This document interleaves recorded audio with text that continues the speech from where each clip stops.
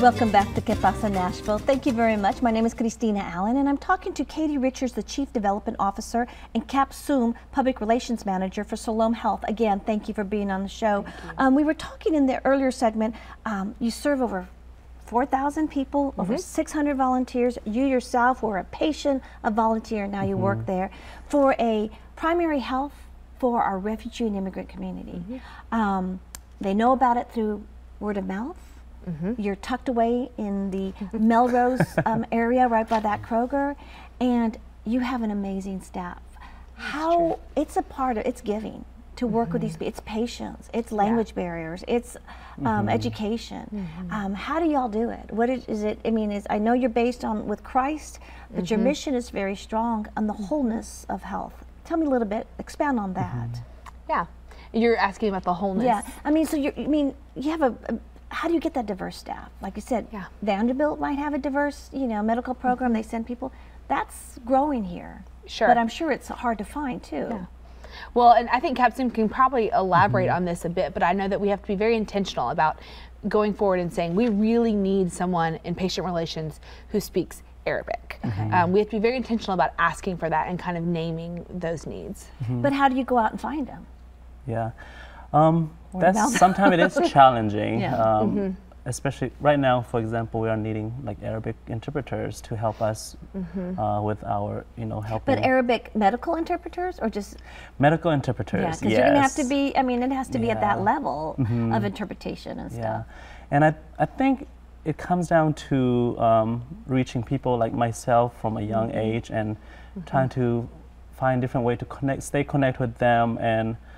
See if they may be interested in helping this mission as well. So it's very relational based, I would say. And that's, I think, what's amazing.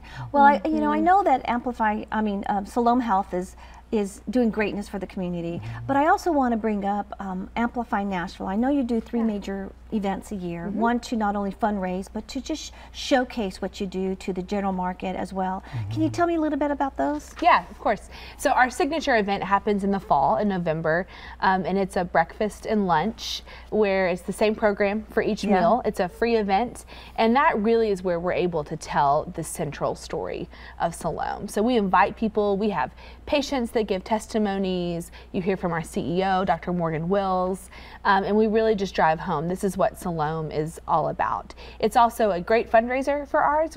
We're successful in raising about $200,000 through that every year, which is a big piece of not only how we're getting the word out about Siloam, but how we're raising critical dollars. And then a new event we have in the fall that our Young Leaders Board launched, our Next Generation Board, is a dodgeball tournament.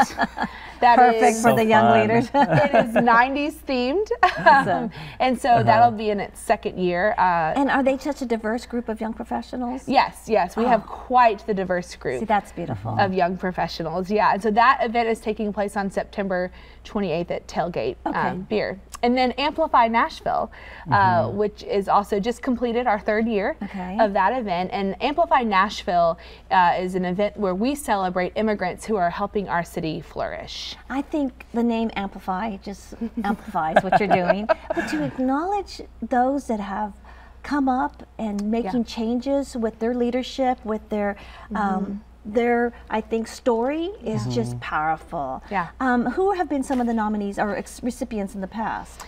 So we have honored Fabian Bedne as the first Latino council member, Kassar Abdullah. We've honored the Ozgeners of Oz Arts, Jono and Essen, in memory of Gitan Ward, who was the writer for the Tennessean.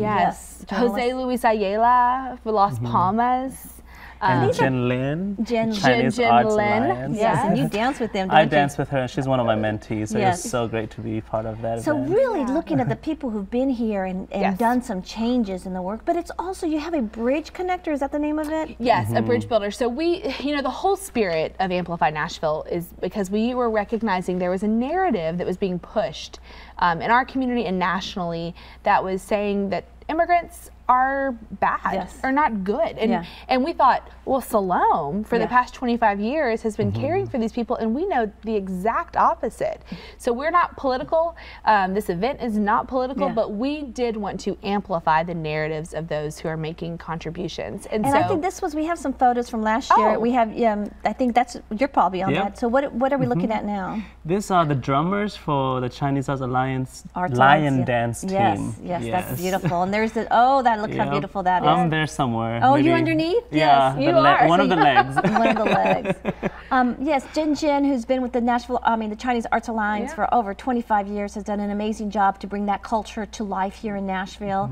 I know, we had Mariachi Band del Sol, I believe, and they're beautiful. They play all over the place. But you also have, who are this year's recipients? Yeah, so this past year, we had Renata Soto, honoring her for her work with Conexion and Casa Azafran. Mohammed Shukri Hassan. Oh, you did a good job there. For all the work that he has done in the entrepreneurial space, specifically with immigrants. And then our Bridge Builder Award, which is someone who is American-born that we recognize has done a lot for the immigrant community. This past year, it was Carl Dean for his work in starting the Mayor's Office of New American. And but you've also had several amazing who are the other bridge builders? Yes.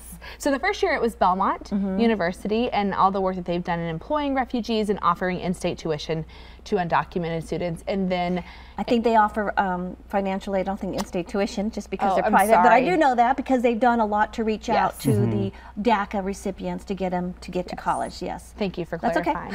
And then Dr. Michael Spalding. Oh, and Dr. Michael Spalding has been on the show, and he is a former surgeon that realized that undocumented couldn't go to college without paying out-of-state tuition, and has done fundraising.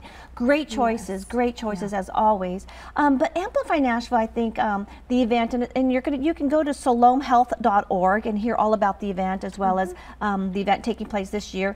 But it's really to educate maybe the non-immigrant, because you have a strong following of just the Nashvillians in this world that are attending these events, and just it's all new to them too. Because you said 10,000 Burma, which we have over 20,000 natives, we have over 60,000 Muslims in the religion, and we have you see those numbers growing, and there's a fear of the unknown, but there's also the embracement of the unknown. Yes. And so the people attending this are just always, I think, in awe or surprised. Well, we certainly hold a unique position in that a lot of our donor base might come from more conservative circles where they don't maybe know as many immigrants and refugees. And so we use this as an opportunity to invite everyone into that story and say, hey, we want you to know the amazing people that we know. And it's just been wildly received, and people are loving it. And I think your story, that you came as an immigrant, patient, volunteer, and now working there. I mean, that says a lot for the Siloam to capture someone like him, and then for him to come back and work there. I myself feel honored to be part of the team. Oh, that's really, that's strong. But I think you represent who our future of Nashville is going to be like, because, you're educated and you're coming back and working where the needs of the people are, because it's hard to get those. I mean, yes, we have a lot of Spanish speaking, but to find leaders in all these new communities, there's 140 languages spoken. And so here you are serving 90, it's how do we continue to elevate them from health to education to everything, and doing that great job. But what I'm thinking more excited about is the reach you have to the non-immigrant community. I think that's the challenge with our demographic shift happening within Middle Tennessee is the touch points you have with the general market. And I think that's amazing. How do you continue to build upon grants or development to those that have never been, that don't know about Siloam Health? Well, we do, in the grant area, we do a lot of research. Who's out there that we don't know about? But with individuals, which is the main contributed revenue source for us. So we have $2.5 million that we raise every year to provide the care that we do. From individuals? And $1.5 million of that comes from individuals. And so we're constantly wanting just to get the word out about Siloam, because once people know about Siloam, they love Siloam. But if we are the healthcare capital, you would think that, and we are, the demographic shift is who are we becoming, especially in the South. Has that been just hard, not, you know, harder to get to, or just takes time? I think so. I think there's just a lot of people who are just not aware, and that's why we're mainly focused on bringing that awareness. This need exists. We have 100,000 people in Davidson County without insurance. A good majority of those are people who are born outside the United States, and this is a need. And so then when do you have to be an immigrant to go to Siloam? You do not. So it's open to everybody. It's open to everyone. Sure, that clear. Yeah, open to everyone, anyone, and then they without do insurance. Without insurance. Who are not eligible for the insurance. Yes. Yeah. So the Affordable Care Act, we won't even go into politics there, but that's very much. Listen, thank you both for being on the show, and thank you for being leaders in the community. I'm really excited with P.2 that you reflect our young professional growth in our immigrant community, and Katie, you're doing a wonderful job. Go to siloamhealth.org and understand all the beautiful things they do, the events they do, and you can meet a variety of beautiful diverse people and the events, see if you can attend. So thank you for joining Pasa Nashville. We'll see you each week as we talk about the opportunities and challenges our immigrant Latinos bring to Middle Tennessee. Muchas gracias.